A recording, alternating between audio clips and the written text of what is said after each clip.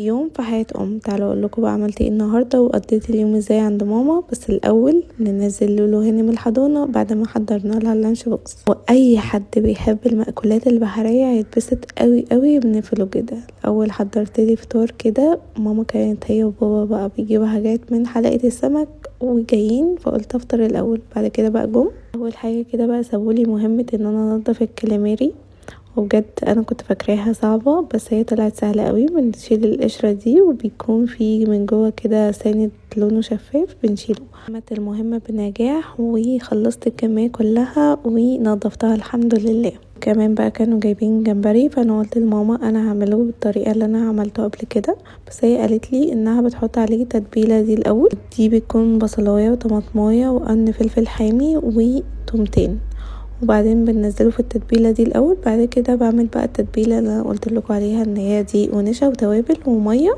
ونقلب بقى الخليط ده كويس قوي مع بعض. بعد كده بننزل بقى بالجمبري اللي احنا حطيناه في التتبيله اللي ماما قالت لي عليها. بعد كده بقى بنقلبه كويس وبنسيبه بقى في التلاجة ياخد ويدي كده في التتبيله بتاعته لحد ما يبان له صاحب. بعد كده بقى بدأت ان انا اعمل شوربة كريمة للجمبري، وهي ان انا بحط بقى الزبدة وعليهم شوية زيت. بعد كده بنزل بالبصلة تدبل، بعد كده بنزل بالثوم.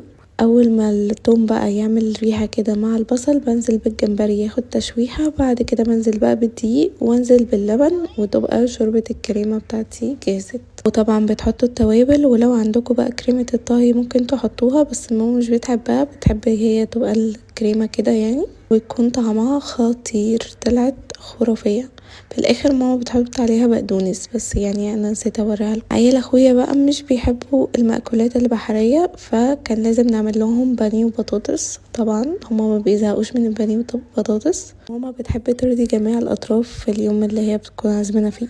والخلطة بقى بتاعت الكاليماري بتكون الخلطة بتاعت المحشي عادي، بس ماما بقى بتزود لها جمبري صغير ده. الكفر الخارجي بقى بتاع الجمبري عملنا شوية بالدقيق وشوية بالفيجيتار، والسمك طبعا بابا شواه. وكده الاكل كان خلاص بقى خلص، وبدأنا نغرف الاكل. كان فاضل بس الكاليماري كان بتستوي. بعد كده حمرناها في الزيت بقى وطلعت خطيرة.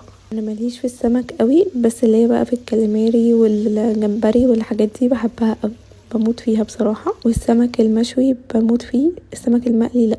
بعد كده بقى روحت البيت، كان في غسيل بقى حطيته في الغسالة، بس بصراحة كنت فرهطت فنمت. ده كان يومي النهاردة. تصبحوا على خير.